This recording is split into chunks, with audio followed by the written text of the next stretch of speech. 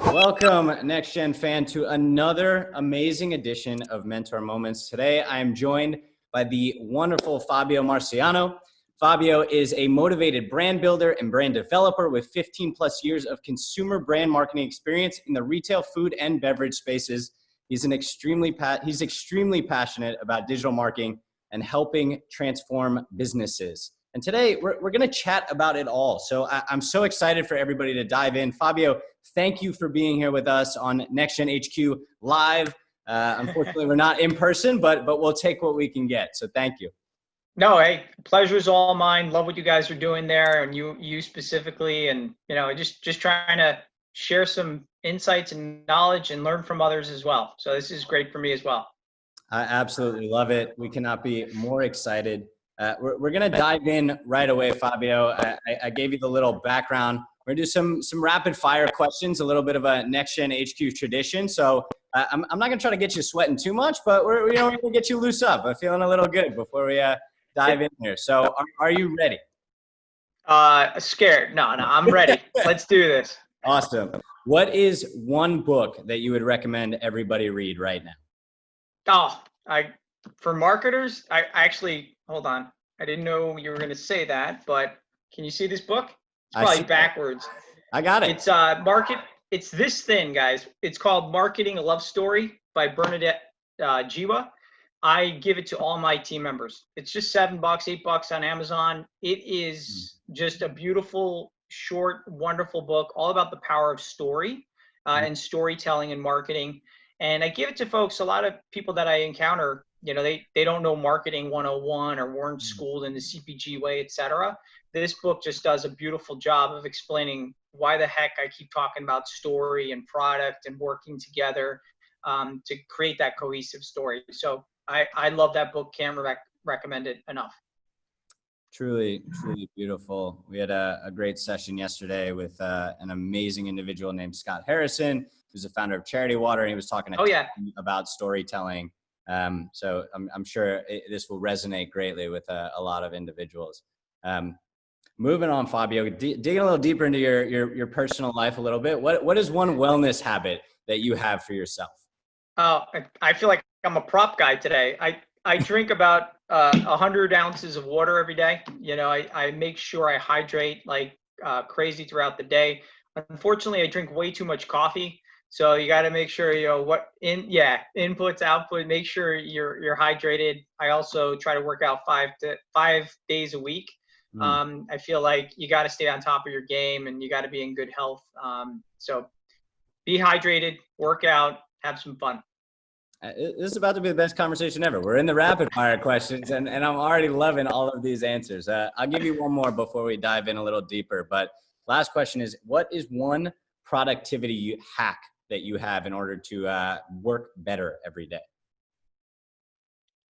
They kind of go together. I guess Anthony Robbins talks about the hour power. Hal Elrod, 5 a.m. club type. No, that's Robin Sharma. It's basically Miracle Morning type thing. I wake up earlier than most in the family, get up, I do my reading, I do, a little journaling, work out, and kind of get ready for the day, before anybody's up and running, it really just sets the tone for the day, clears the mind. And then I write down my 3 most important tasks for the day and then, try to go about tackling those 3. And I know I've had a good day. Sounds maybe a little Tim Ferriss in there, perhaps. Listen, I read way too much. It's a Tim Ferriss thing with journaling and all that other stuff. You listen to any, top motivational speakers and things like that. They're all talking about the power of the morning and setting the day off right. So marketers, any industry would benefit from that kind of stuff. What is your wake up time, if I might ask? So full transparent, I'm in between jobs, right? So now it's a little bit later. It's about 5:30. Prior, I always get a little flack for it. I don't know if I'm exactly Jocko Willnick, but I do wake up usually around 4:30 in the morning, get ready for the day, work out, and ready to go. So I might fall asleep earlier than most, but I try to attack the day. I mean, most people watching at home won't know that it's around 4 p.m. right now. You would have technically been up for close to 12 hours at this point in your normal schedule, and you're still bringing the energy. So uh, Yeah. people got a lot to learn from you, that's for sure. But Fabio, thank you for making it through the rapid fire questions. I threw an extra one at you there, so thanks for bearing with me. But I'm really excited to dive in here more about you and about your story. As I was looking into your background, you definitely have an extremely vast background of experiences, starting out in supply chain management, making a little stop into brand management, and ultimately developing this huge passion for digital marketing. So talk us through your journey. How did you end up where you are today? Well, it started, I don't know, in high school of all places, where I read a book called One Up on Wall Street, all about finance, Peter Lynch. I thought I wanted to be a fund manager of all things. Went to school, BC Eagles, go Eagles, finance degree. So I love numbers. I love spreadsheets and things like that. I was obsessed with the stock market early on in my life. Thought I wanted to be a portfolio manager. Realized as I graduated, it probably wasn't the route for me. Got a job. The economy wasn't great when I graduated. Was fortunate to get a temp position at Pepsi in procurement, so supplier services. So, purchasing of materials like nitrogen and shrink wrap and all that stuff for Pepsi products. You can't help but work at a company like Pepsi and not fall in love with marketing. So just listening to the CMO and all the leaders talking about the new launches, Jeff Gordon and Shaq and all these guys and gals, Britney Spears are showing up at the headquarters, and you're like, this is fun. So I went to school at night, got my MBA and majored in marketing. Got fortunate enough to start at a wonderful kind of smaller business, family food company kind of thing, Best Foods, acquired by Unilever. Marketing machine, big CPG, and I kind of fell into it. Was super, super lucky to work there for a number of years, and just got indoctrinated in the way of marketing. That whole thing about a marketing, a love story, the whole thing about essence and brand positioning and marketing and 360 campaigns. I learned it all. I was kind of, sometimes I talk about it being like blessed and unfair advantage, because Dove, Axe, Degree, Hellman's, Ragu, even Slim Fast of the world, Tresemme, all these wonderful brands, and Knorr, which I worked on for a long time. You just had access to globally what was going around the world with these products. Magnum, how are they launching Ben & Jerry's type stuff? So just fell in love more and more, and then digital, right? So in kind of around 2006, 7, 8, more and more. It wasn't just about vanity metrics and fan counts and social.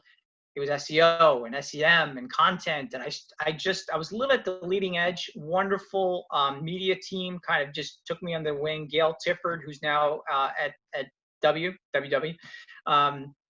Just access in terms of the Googles, the Facebooks, the Yahoos, all the folks in those worlds doing cool stuff. And I wanted more. And then that's why I decided to make the pivot to Toys R Us and Babies R Us, because of all the things they were doing digitally. So it kind of just transitioned to there, and you had the access to the e-commerce team and learned a ton in terms of CRM, et cetera. So it kind of feels like it's not a career ladder where it's just stay at the one company all the way up, the food chain and be a GM or a CMO somewhere. But it's kind of like that career jungle gym. And I've always been about the opportunity and really trying to impact people and having a good time. So I could keep talking about that stuff. I've really been blessed and fortunate in the kind of roles that I've had.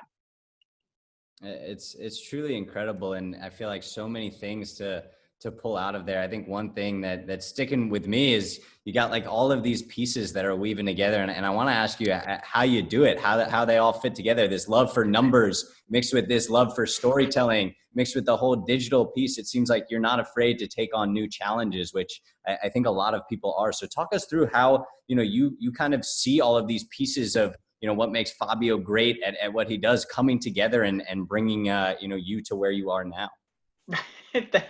Thanks for saying it that way. I think I'm going to bring you along on any interview, and you can kind of be my hype man for stuff. In all seriousness, like one of the things that I see a lot, I follow a lot of D2C brands and kind of some of the brand marketers there. a lot of them are really performance driven and focused on that. They're talking about CAC and LTV and kind of all of those things. And those are rooted in financials. The data and the information that we have these days is far and above when I first started, and you're waiting for your Nielsen polls on a monthly basis.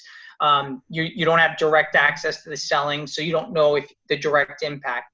When I landed at Babies R Us, I took, that my love of numbers and understanding things with tremendous internal and external partners. And now you're able to say, hey, I sent someone this email, they opened it, they went to our site, they didn't buy, but then they went to our store and bought something with our credit card. Oh my God.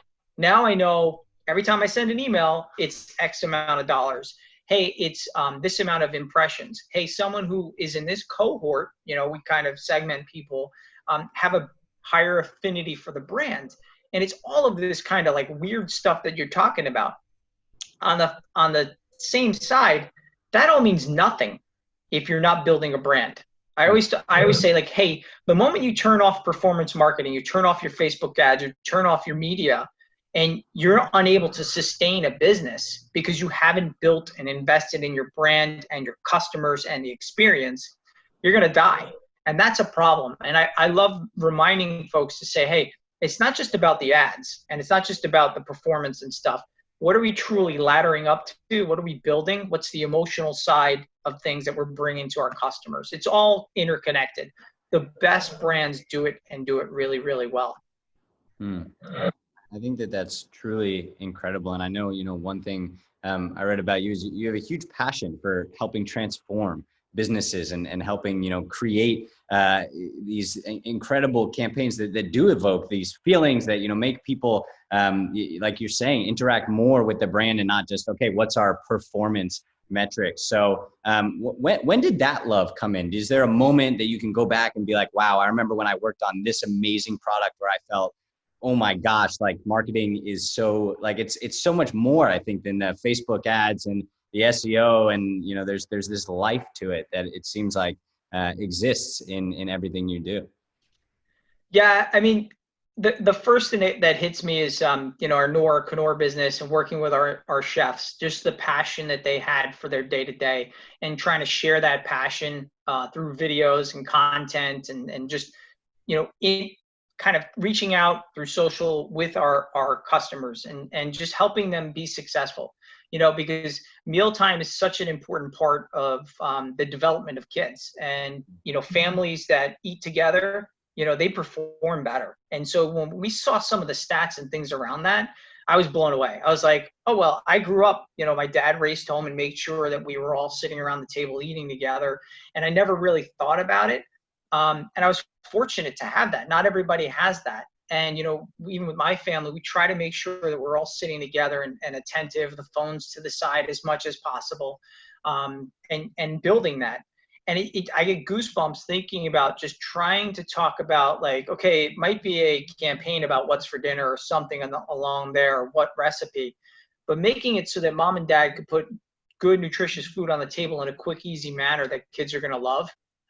And they're going to come together. Like, stuff like that really hit home for me. I could talk about Babies R Us and Be Prepared-ish and the impact on expecting moms and dads' lives.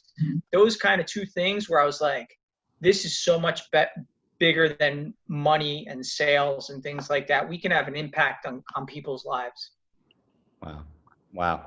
I mean, truly incredible. I feel like this is not how, what I expected to learn from you when we jumped on, and I'm learning so much about, tons of amazing things. I think, one thing I wanted to ask, and I think everyone would love to hear, is it seems like, you've had so many vast experiences, you've learned so much. What's one lesson that maybe sticks out, from anywhere along your career journey that, you remember and you're still bringing with you into your life today?